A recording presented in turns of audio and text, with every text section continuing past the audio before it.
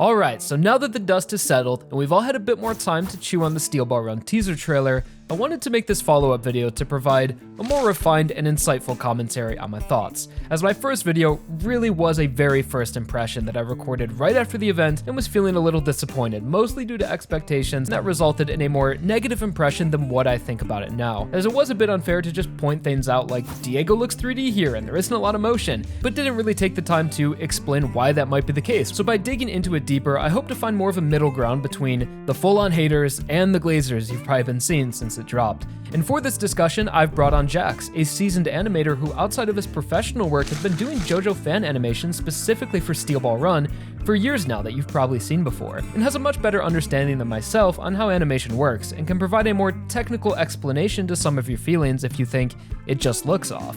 So I'll let Jaxks take it away and give you guys that context. Yeah, after seeing the trailer, I think the team did an amazing job simplifying Araki's art into these more expressive, animation-friendly designs. Johnny and Slow Dancer look great, and even attempting horses at this scale is ambitious. And as we've seen from the community, the 3D rigs are convincing enough to pass for 2D, which is a huge achievement. But those same horses and backgrounds also expose the production's weak spots, as when this 3D isn't seamlessly composited, it breaks immersion. And I mean, JoJo has always delivered these strong key visuals, but maintaining that polish across what could be the longest season yet is going to be a real challenge. And as an animator, I want to try and shed some light on the discourse around this trailer. Unfortunately, I think we're going to get more 3D. At least these racing segments will be. But the best thing to look at is probably Part 2's chariot race. As well, the horses are primarily in 3D. They're drawn and even animated sometimes in 2D. So it's more feasible in the quiet sections, like in the Ringo Road Again forest, that we could see full scenes with just 2D horses. But I saw what appears to be completely 2D sections criticized as well. Some of the frames people are criticizing online do have an explanation behind them,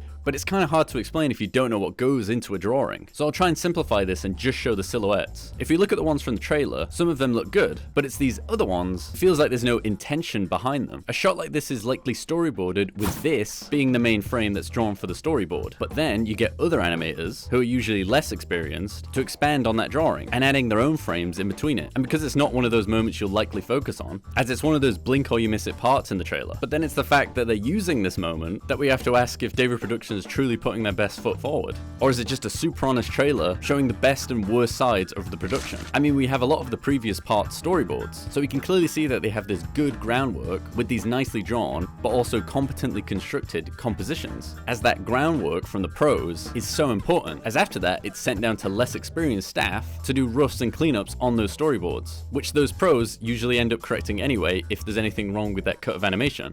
But, and again this is speculation, they might not have the time, this being due to a variety of factors. So to try and shine a bit of light on why you find some of these scenes unappealing is because of this, and this moves out to the wider production as a whole. With that said, there is some stuff that can ease this after a frame of animation is drawn. Take compositing for instance. This is done after a frame has been through storyboard, roughs, cleanup, color, and can be anything from motion blur to lighting to animated effects. And the thing I've been seeing people picking up on is the lighting and coloring of the characters and just how bright everything is. But if you look at these same characters under different lighting, they look quite good. Take when we see the palette changes, or that stylized gyro shot. But these colors seen in the trailer look almost one-to-one to the character sheets, suggesting that nothing on the lighting side changes, giving these characters this flat look, or even emphasizing 3D when it's used in a shot. So just to give a quick example of some of these compositing effects, here's a mock-up I did adding atmospheric lighting, dust effects, and actual hand-drawn 2D stuff in the frame to help out some of these long shots that do use 3D, as to draw attention away from this CG. And going back to the earlier parts comparison,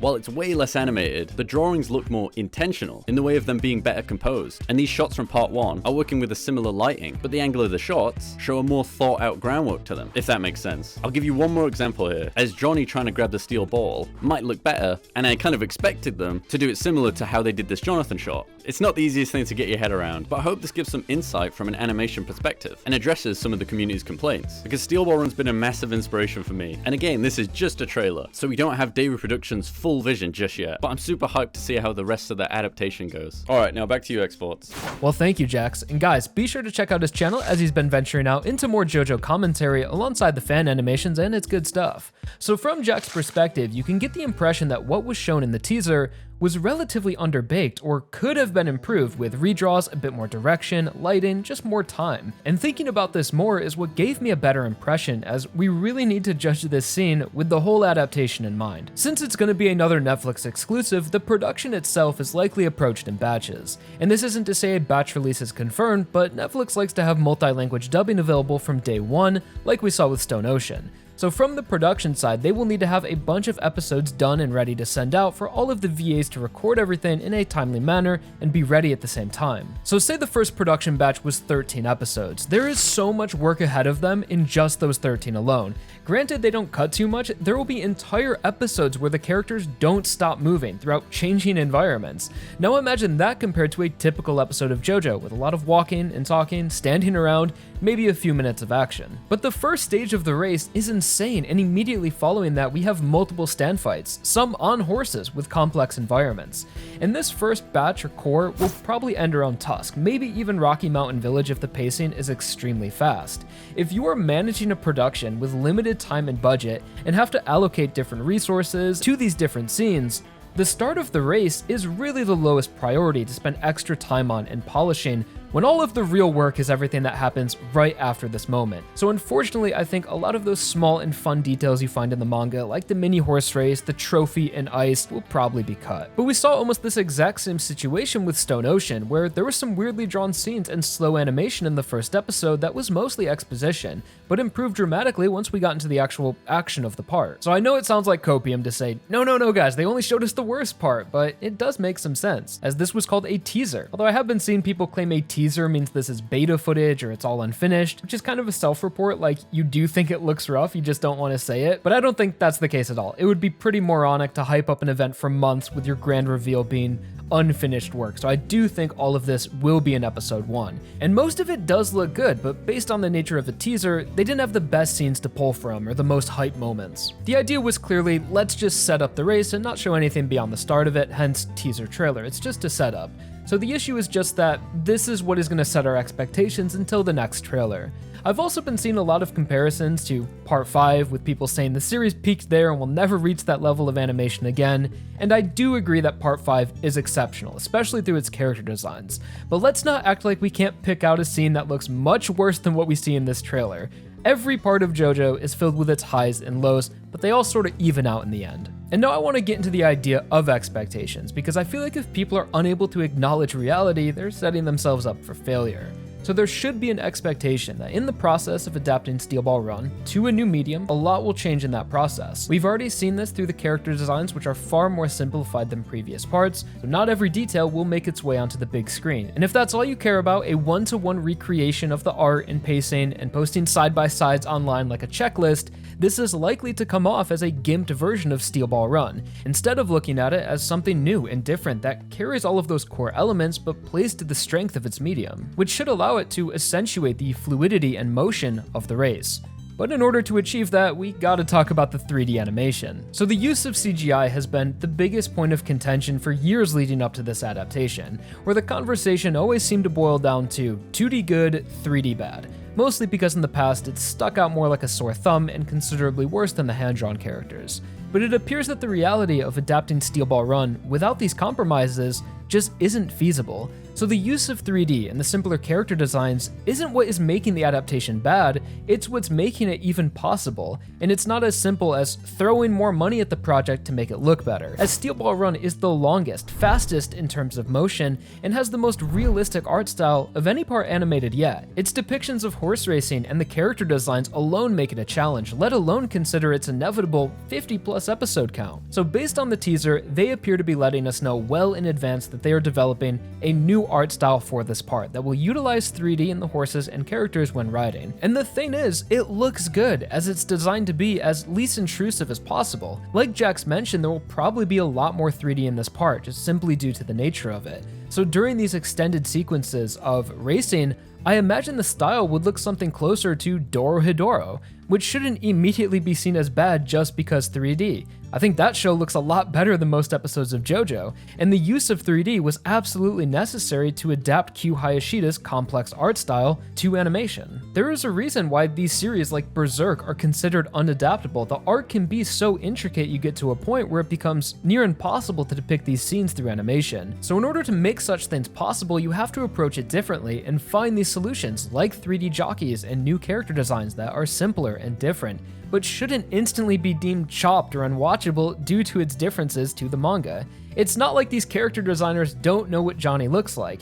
They've made a creative decision, and we just gotta trust the process. Maybe the point is for him to look angry and childish at the start of the race, like his personality, but will mature and grow, even visually, throughout the story. Which is cool character development from Steel Ball Run we'd see less of if everyone looked like their final design from the start. And that's why we need Fat Valentine in the anime. But of course, a lot of this is speculation, as we really won't know what the part's full look is until we see the final product for ourselves, which is rumored to release on March 19th through some Netflix metadata on the title, which I think would be perfect. Another 6 months seems fair after waiting this long. So following my first impressions, I just want to bounce back at you guys with my more thought out and realistic expectations for Steel Ball Run. I 100% do think this is going to be a great adaptation and a lot of fun. It might just not look exactly the way people expected it to, which does not mean bad, just more animation friendly, which is ultimately the best path for it. So I just pray that people are actually able to accept that and shift gears and enjoy this adaptation,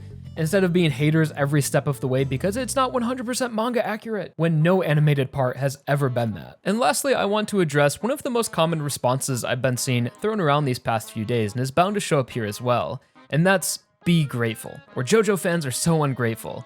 And I get what most people are trying to say, like it's a good thing that this is happening, and I totally agree with that. But insinuating that everyone must only be grateful on that merit alone is a manipulative argument, as it's intended to shame people for speaking their mind, and a not so subtle attempt to gaslighting you into feeling bad or guilty about your genuine feelings on something. And these comments don't actually want you to practice gratuity, they want to silence your voice, silence criticism, and create an environment of toxic positivity based in this faulty logic, where my series can do no wrong and I must defend it, which can be a slippery slope. Hypothetically, if David Pro just started giving us shit from a butt to make as much money as possible, should we still be grateful? Where is the line that gratuity is to be doubted? When is criticism allowed, and who's the authoritarian to determine that? Nothing about this teaser should shield it from criticism, even if it looked perfect. So if you are grateful, those are your terms and completely valid, but forcing everyone else to abide by your terms is weird and repressive. No one should feel bad or forced to share someone else's opinion, let alone feel guilty about not liking a product made by a for-profit company.